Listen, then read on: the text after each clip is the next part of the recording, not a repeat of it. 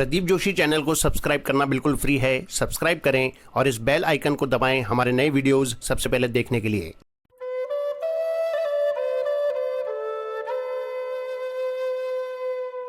स्वामी रामसुखदास जी महाराज को शत शत नमन।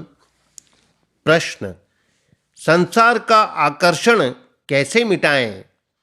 उत्तर: महाराज जी के शब्दों में, विवेक विचार पूर्वक देखा जाए तो संसार का आकर्षण जड़ अर्थात मन बुद्धि अहम में ही है, स्वयं में नहीं है।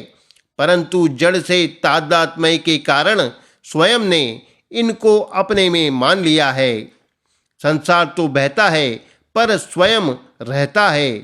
कभी पूर्व संस्कारवश ऐसा दिखता है कि स्वयं भी भोगों में बह गया, पर वास्तव में स्वयं बहा नहीं है।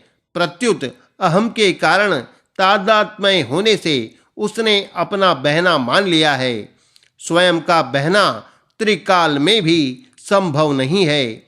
वह शरीर में स्थित होते हुए भी भोगों से लिप्त नहीं होता। शरीरस्थोपि कौन्तेय न करोति न लिप्यते। जैसे संसार निरंतर मिट रहा है, ऐसे ही उसका आकर्षण भी निरंतर मिट रहा है।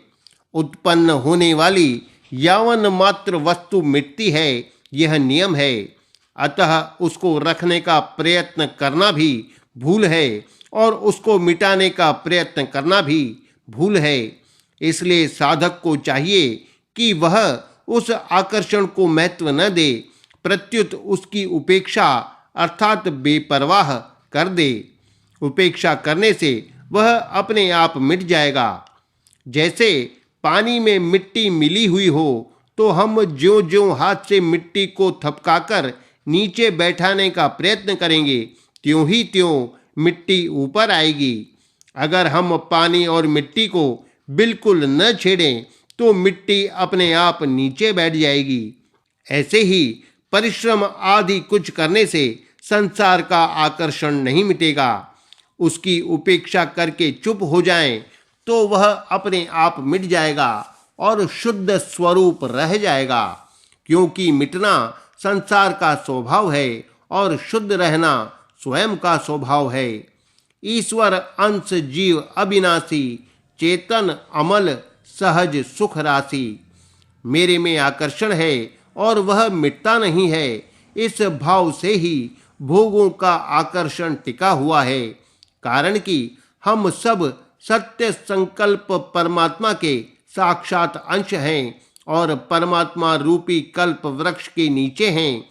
अतः हम जैसा भाव रखेंगे वैसा ही हो जाएगा। इसलिए आकर्षण मेरे में नहीं है, यह भाव आकर्षण को मिटाने का रामबाण उपाय है। क्योंकि यह वास्तविकता है और वास्तविकता को दृढ़ता से स्वीकार करना साधक का कर्तव्य है। मन बुद्धि और संसार अर्थात विषय दोनों एक ही जाति के हैं। इसलिए मन बुद्धि का अपनी ही जाति के संसार की तरफ आकर्षण हो रहा है, तो इससे अपनी सत्ता में क्या फर्क पड़ा। अतः साधक को चाहिए कि वह मन बुद्धि तथा उसमें रहने वाला आकर्षण दोनों को छोड़कर स्वयं में स्थित रहे। मद्रूप उभयम त्यजेत।